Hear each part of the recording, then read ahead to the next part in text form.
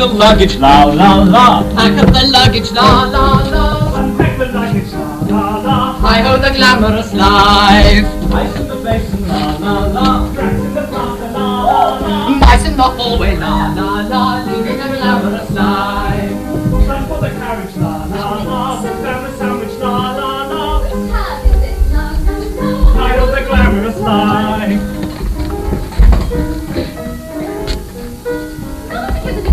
My schedule's driving me wild. Mother, I'm in the drum. I'm performing in London, and so that is me. How are you today? And I'm from child. Mother, in the drum. We're performing in London, oh, come on and visit. And are you? Mayors with speeches, la la la. Children with posies, la la la. Half empty houses, la la la. Hi-ho the glamorous life. Cultural lunches, la la la. Central tributes, la la la. Hi-ho the glamorous life. Bring up the curtain, la la la. Bring down the curtain, la la la. Leaving the glamorous life.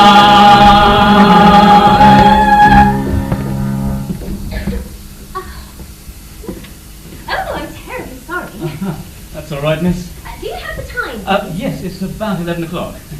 It doesn't matter if I wait here, does it? No, miss, you can wait here as long as you like. I'm expecting a friend. Boyfriend, I'll be down. Yes, you're quite right. Mary. Hello. What are you doing here? I'm waiting for Jack Burton. Jack? I just met him. Oh.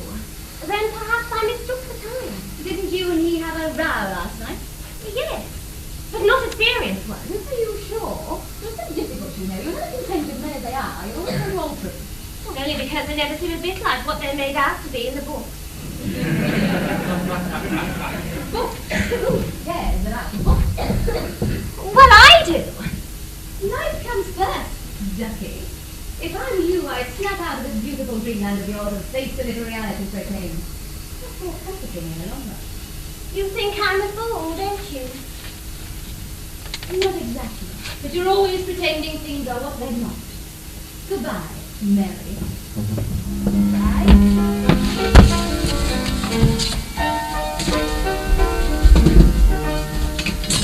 I have been reading in this book of mine about a foolish maiden's prayer, and every gesture, word, and look of mine seems to be mirrored there. She had such terribly pedantic dreams that her romantic schemes went all awry. Her thoughts were such, she claimed to much, and true love passed her by. Mary made believe, dreamed the whole day through. Foolish fancies, half romances, how could they come true? Mary made believe, like a little thought was sweet. Nobody thanked her, they only named her Mary made believe. She's just a girl who's always got to make the mother, so she's nice as bread, white as bread. She seems to have a magnifying crumbs, so they crush her to death, crush her to death. She doesn't nothing of the ineffective mind. She's found herself from her interesting mind. Her indecision's quite prevented visions coming true. Imagination is a form of imagination in the sensitive child, less than a while. It's a moment to all those relevant to do. She doesn't really she's simply got to make a boomer. But she has a sense of humor. But she's not forever, she'll never see it through. Nobody claimed her, they only named her Mary Make Believe. She's just a girl who's always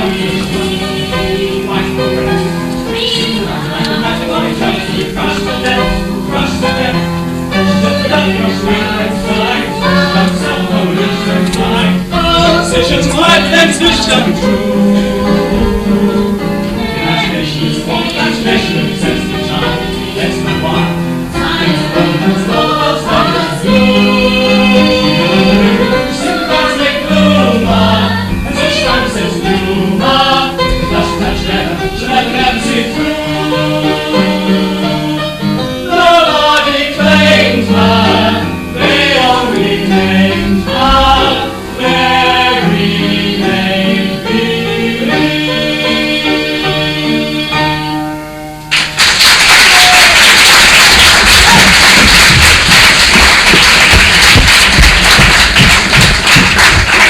The theatre, something will say, is indeed a glamorous drama. A life and a world where light and magic reign, where reality is pursued. But we know better, don't we? Lurking behind that pool of stage light, or the damp corridors, the cramped dressing rooms, the smell of grease paint, the adrenaline smog and the unrelenting pace. The history of popular entertainment lies fairly and squarely on the shoulders of those who are prepared to be laughed at, to be scorned, to be pitied, to be applauded, and sometimes adored. In the next 40 minutes or so, we hope to begin to feel the landmarks of popular entertainment, from single minstrel to elegant pop.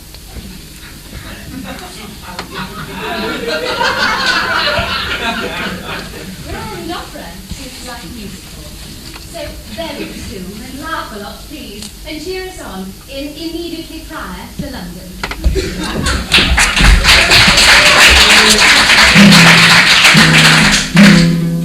We're minstrels of the royal court, renowned near and far. By all the nobles we are sought, but you know what nobles are. Our little band doth tour the land and sing right merrily. We'll tell you now of our wandering, so hearken ye to we.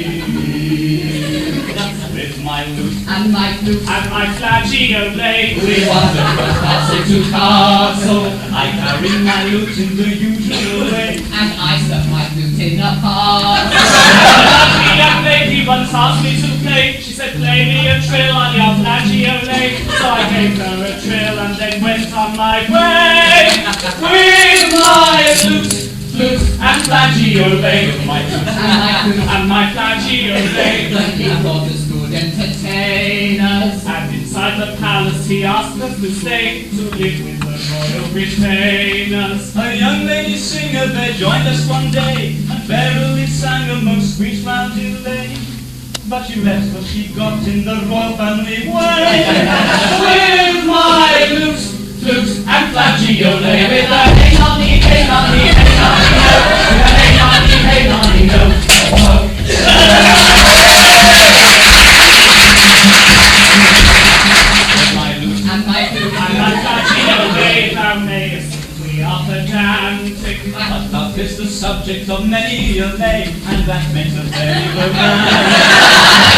I made him to walk by a stream. As I carried her over, she started to scream. Say, please put me down, you don't know where I've been. With my lute and flageolet, with my lute And my flute, And my flageolet. some nobles have shocking upbringing. and often expect us to act in no way. It's quite unconnected with sin. We played for a red one wet candle mass, and things were so bad when the maidens were sparse that we hung out a sign saying, keep up the grass.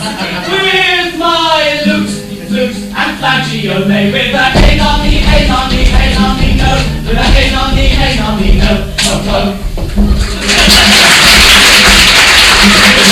With my lute And my flute, And my flageolet. we're known to the whole of the nation. For there's many a noble who's willing to pay for an evening of flageolet.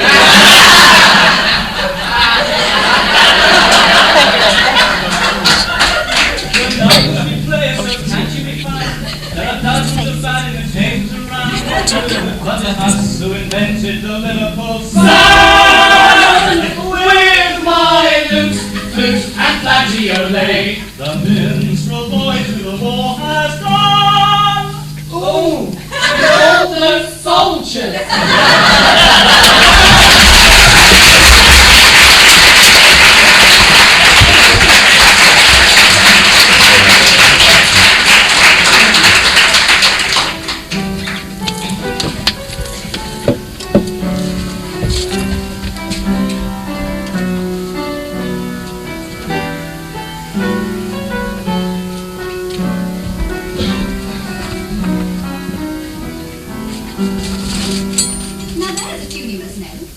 it's rather interesting how Greensleeves came to be written.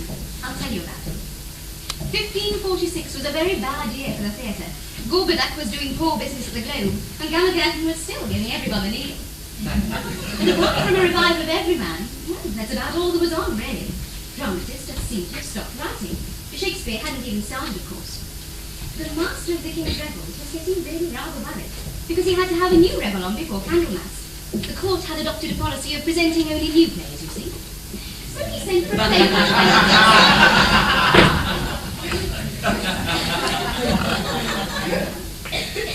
for a playwright. Friend of his, and he said, "Look, kid." That was there.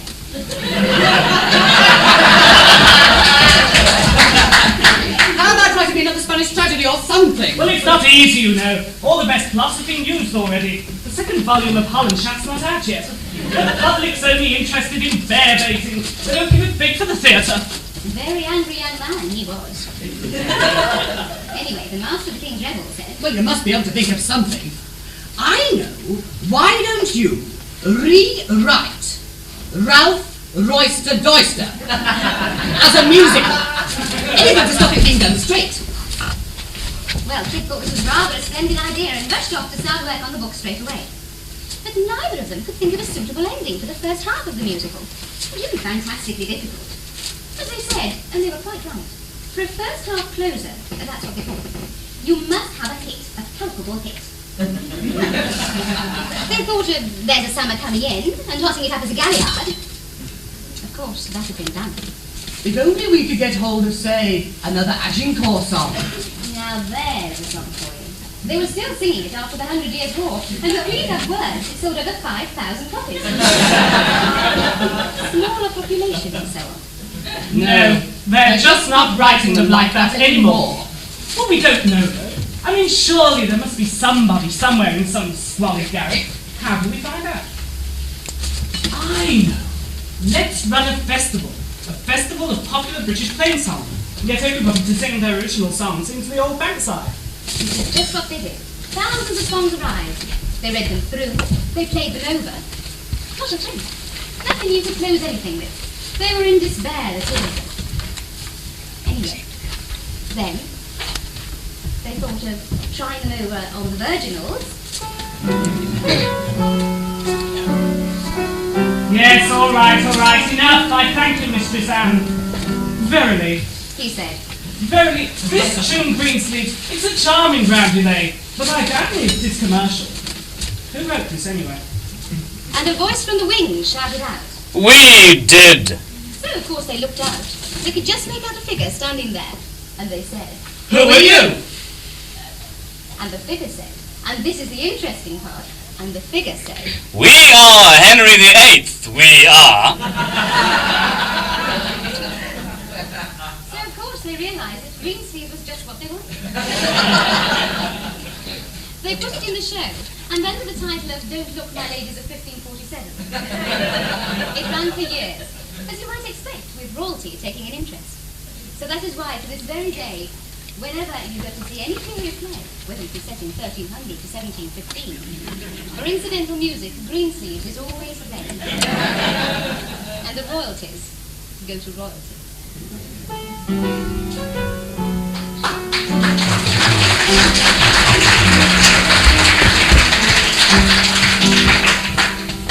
For years, Lady Shakespeare has been in more or less constant repertory in London. But this is what happened the other night when the leading man thought he was playing Romeo, and the leading lady was convinced she was playing Lady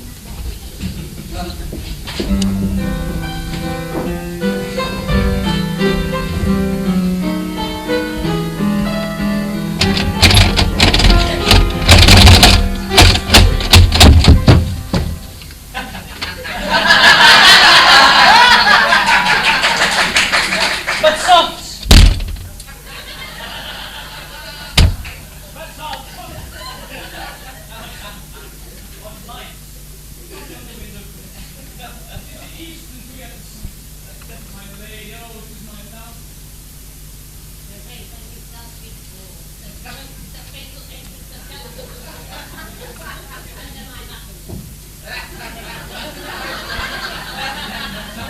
Romeo's Tuesday.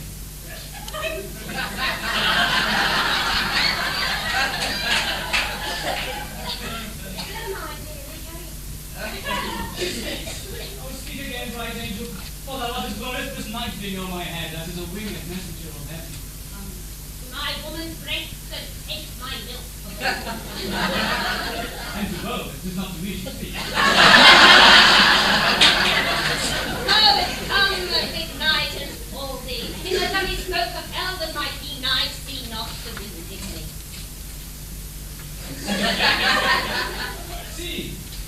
See how she leans her cheek upon her hand. Oh, while I have glove on her hand, and I might touch that cheek. I have given suck.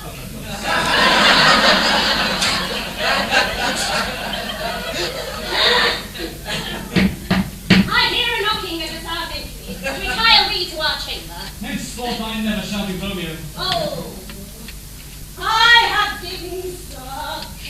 It's Tuesday, you give suck on Wednesday.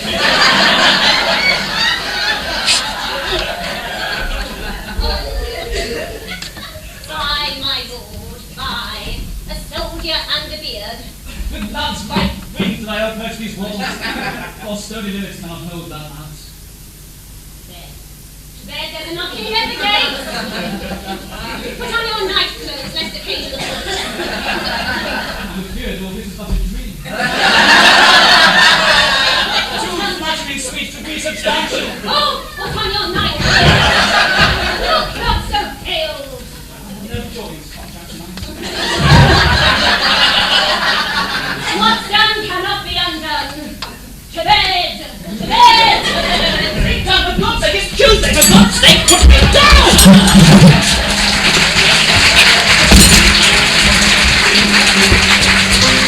Oh, shut up!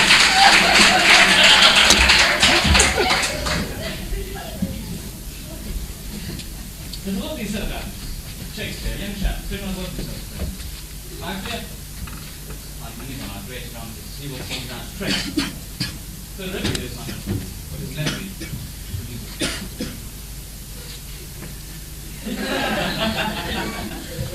Chinese song called Shooning.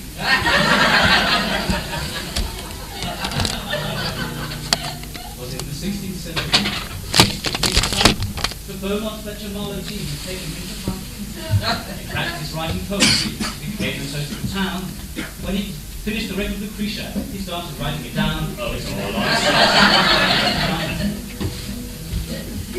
Gave the public what they wanted. Many were heard to cheer at the sequel to The Merry Wives called Take of the Clothes and Lear. It seemed like the tragedies with all their blood and gore. And then they all got out Andronicus and shouted out for more. And I think they were shouting at Thomas more, but he misheard a note fellow instead. The mysteries came thick and fast with all their dirty tricks. There was Henry IV in several parts, then III, and Henry VI. Richard III came first, of course, and Richard II came later. Then a dyslexic Egyptian queen, someone Cleopatra. Stocks and their body tonight. To comedy, he turned his hand to read his summer nights, made much ado, entertained the shrew, love's labour, lost the fight. A measure of sauce, a measure of spice to stop them being dull. Thus two gentlemen of Verona was banned with solely hull. The Romans and romances keep us actors on our toes. I often can't see them. I know the Roman knows. Now as I procrastinate, as Romeo I'm fresh, and I adore the Merchant of Venice in which I play the pound of flesh. Now merry England south, and dear Elizabeth has gone. The Stuart King will do his thing, and Shakespeare won't have gone.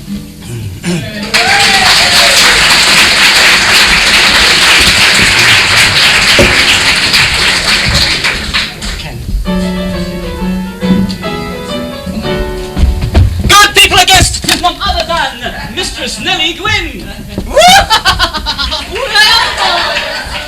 boys, then. The red water, you really don't wait.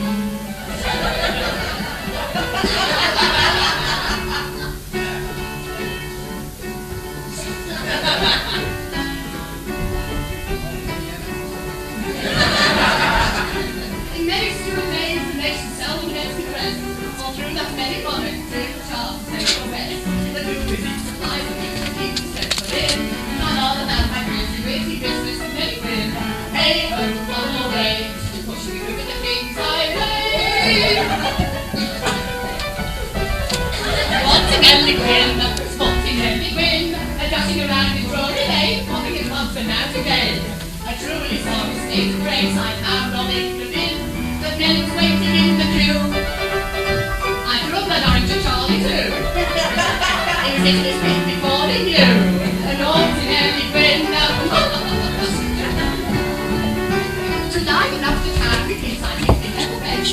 But I saw the rebel and all the wrong lines of sense. And take a fair, I didn't be sharing to be a fun.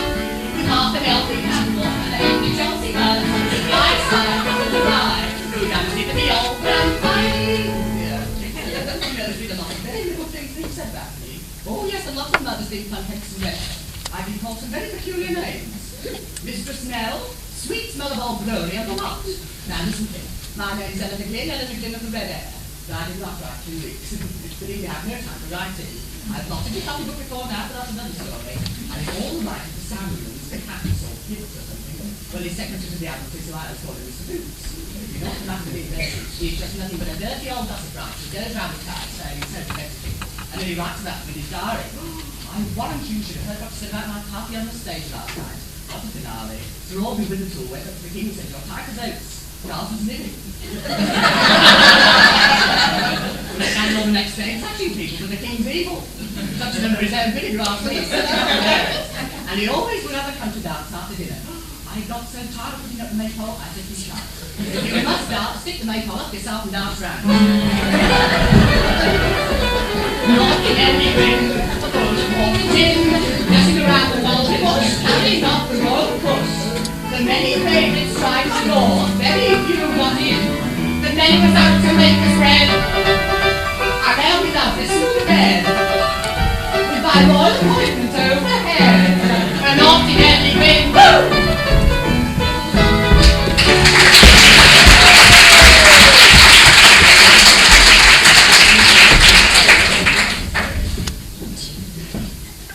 Ah, splenetique. 'Tis an unspeakable pleasure to be a gentleman of quality, strike me down. Even the doors of this northern spa have learned the respect due to a title, especially the ladies, the beautifulest race of creatures upon earth, rapidly. I am amazed how such beauties can subsist so long under the fatigue and quiet of country life. For it is impossible to be quiet without thinking. It is not thinking the greatest fatigue in all the world. I am passionately fond of reading, although I never think of what I read.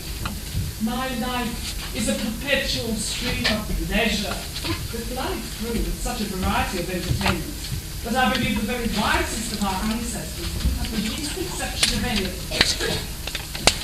I rise when in towns about 12 o'clock. I do not rise sooner because it is the worst thing in the world for the complexion.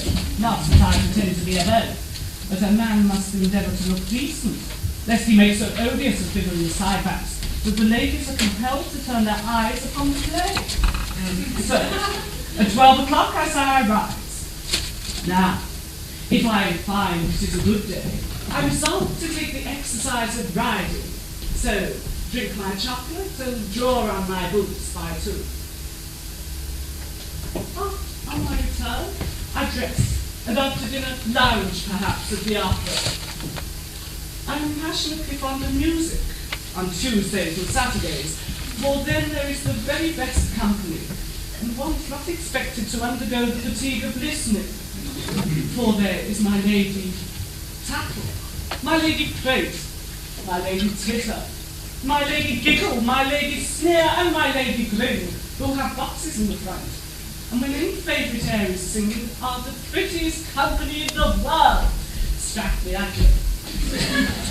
I conclude the evening at one or other of the very fashionable club, and indulge in moments of intense affection. And my lady delightfully struck me matchless. My lady Glottal split me windpipe, and my lady killed daylight, screw me senseless.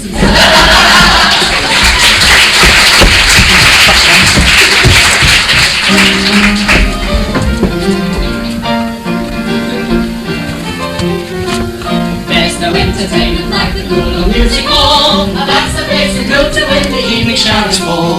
If you want to start with laughter and you're feeling blue, go and book the song, sit a line up in the view. Let's all go to the music hall, where the show's gay and bright. Let's all go to the music hall, where the stars are twinkling twice a night. Whether you sit in the gallery, silver or the pit, or whether you sit in the red glove stall. When the busy day's done and you want to have some fun, let's all go to the music hall.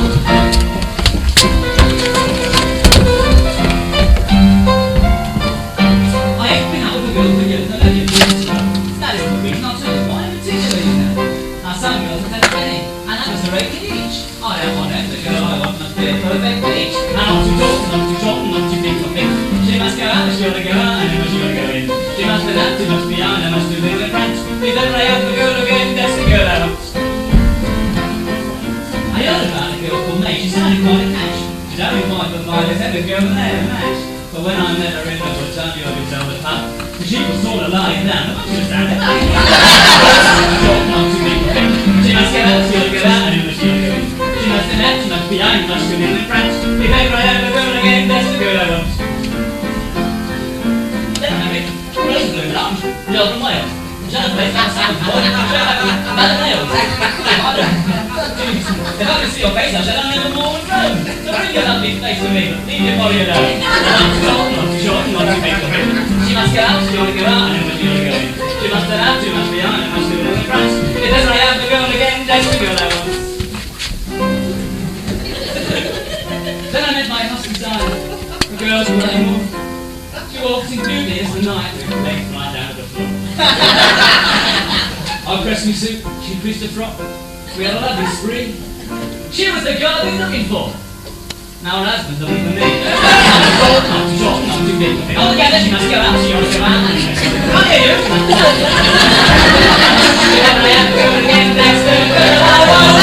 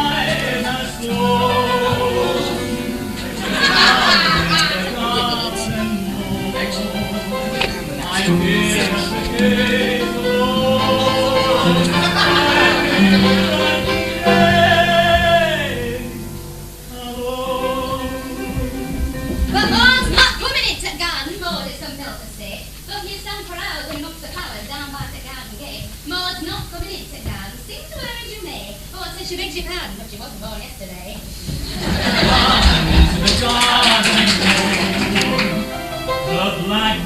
But Maud's not coming into the garden, thanking you just the same. Though she looks so pure, you can be quite sure that she's onto your little game. Maud doesn't, no, she doesn't either.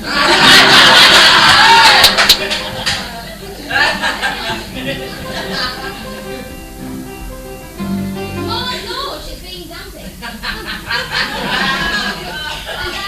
You already must be. But little Maudie is now dancing back to her little hot water lead. Frankly, I wouldn't dream of coming into garden. Let that be understood. When the nights are warm, Maud knows of home, Maud's Red Riding Hood. Maud doesn't need much warning, she's watched you with those pink gins. So she bids you a kind of warning. Oh, it's you, Benjamin.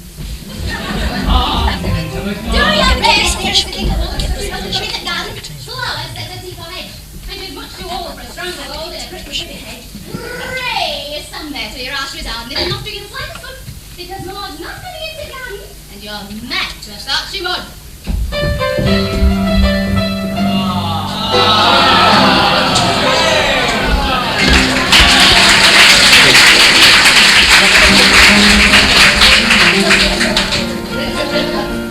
Ladies and gentlemen, dramatic recitation on the road to Mandalay. By the old Woolmine Pagoda, eastward to the sea. There's a murmur girl sitting, and I know she thinks of me. For the wind is in the boundaries, and the temple bells they say, where are you going? we? Down in the bucket. Well, the wind is in the palm trees, and the temple bells they say. Where are you going? I'm just sitting down with a lemon stuck in his ear. A lemon stuck in his ear? There's a lemon stuck in his ear. Why has he got a lemon stuck in his ear? You've heard of a man with an hearing aid. This is the man with a lemonade. Well, the wind is in the palm trees, and the temple bells they say. Well, the wind is in the palm trees, and the temple bells they say. What are you looking for? Oh, my dog. What do you want your dog for? We go fishing. Would you always take your dog with you when you go fishing? Yes, he's got the world. The wind is in the palm trees, and the temple bells they say. Excuse me. Excuse me, British soldier, where are you going? I'm going pigeon racing. Do you race pigeons? Oh, yes, I race pigeons. Do you ever win? No, they're always too fast for me. For the wind is in the palm trees, and the temple bells they say. Where do you live? I've got some job in the office of mail. Did you get the job? No. Why not? They said they were going to the yellow bin in a Mexico. Well, the wind is in the palm trees, and the temple bells they say. I say, my dog's got no nose. How does he smell? Terrible. Let's all go to the music hall, where the show is gay and bright. Let's all go to the music hall, where the stars twinkle twice tonight. When they sing in the gallery, assemble all the fish, or when they sing in the breakfast store. When the busy day is done and you want to have some fun, let's all go to the music hall.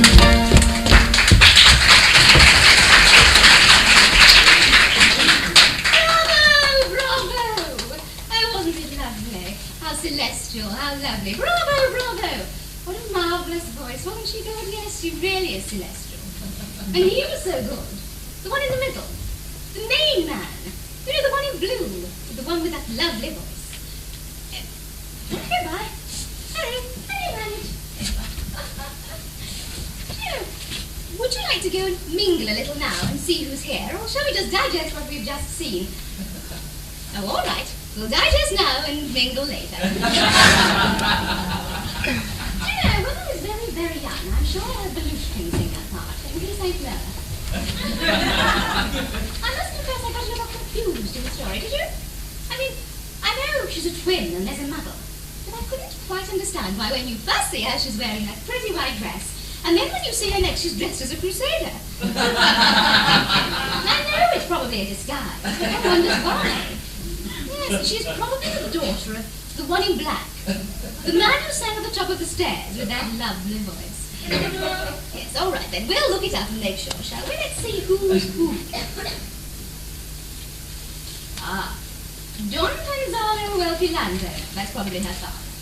Mildura. That's her, I think. Daughter to the Duke of Pantella. Not to Don Panzano. The Duke of Pantella, father of Mildura. Well, there we are. Zelda, an old nurse. Oh yes, we've seen her. She was the one with 2 sticks and a rather rumbly voice, remember? Fedora, a confidant, Baldinia bodyguard, Don Alfredo, general in the Crusaders. Crusaders. A chorus of fisherfolk, villagers, haymakers, courtiers, and Crusaders. Well, we haven't seen the courtiers and Crusaders, but we have seen the chorus of fisherfolk, villagers, and hay...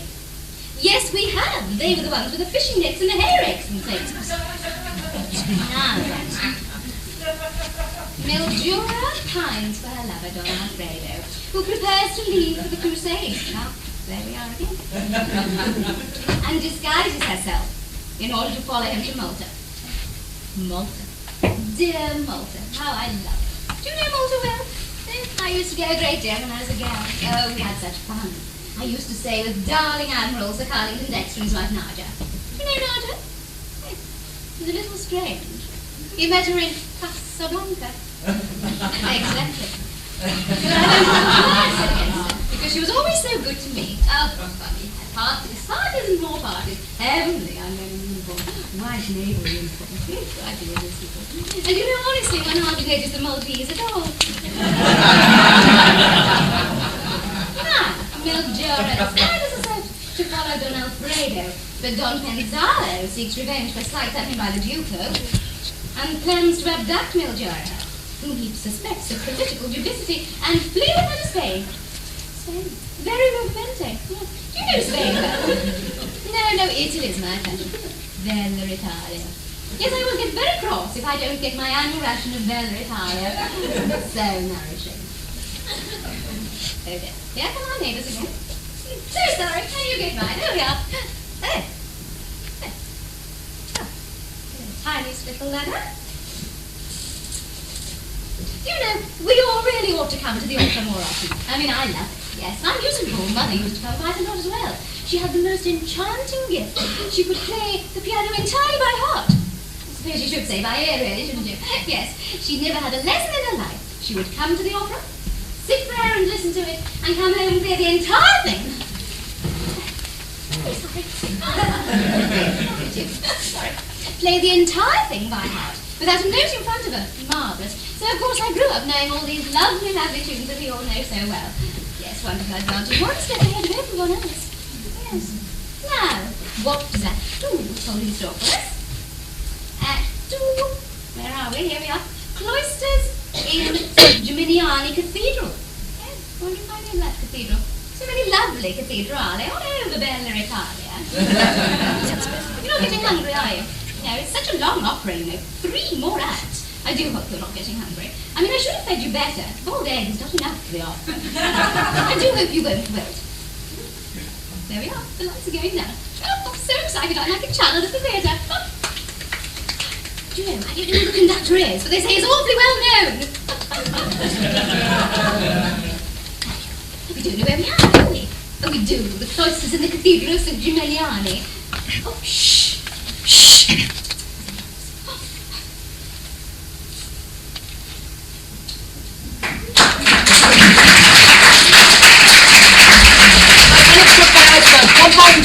Lost. Wall Street crash. American Fashion Fleet from Empire State Building.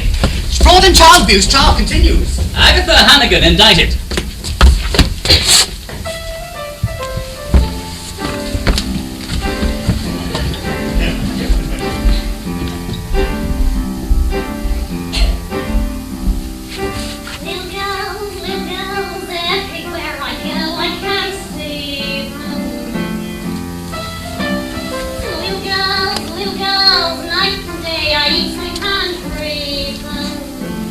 I'm an ordinary woman with feelings. I'd like a man to nibble at my ear, but I'll admit, no man has bit. And why am I the mother of the year?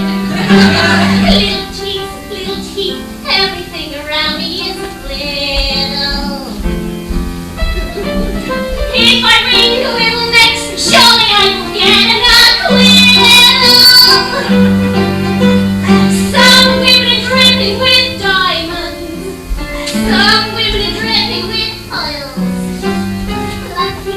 Lucky me, look at what I'm dripping with. Little girls.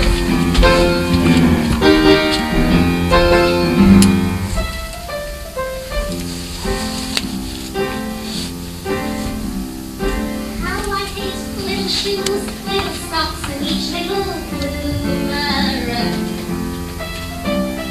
I'd crack years ago if it weren't for my sense of humor. Someday I'll step on their freckles, some night I'll straighten their clothes. Send a flood, anything that you can do to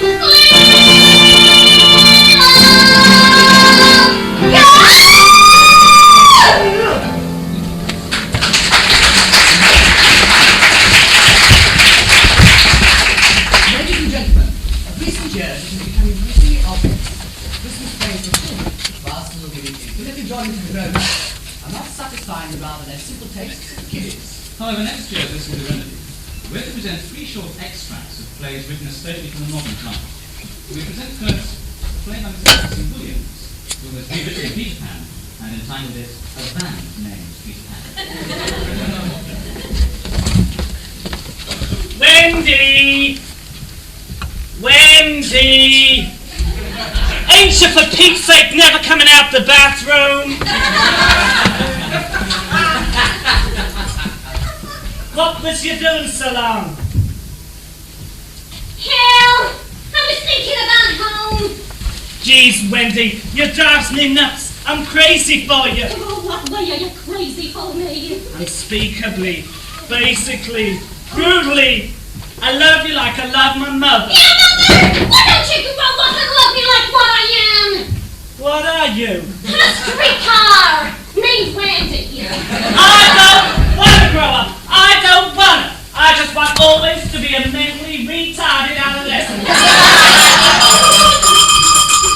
Oh, hell. What's the matter with Tinkerbell? She's dying. So what? She says she's mortified by her sordid bedroom.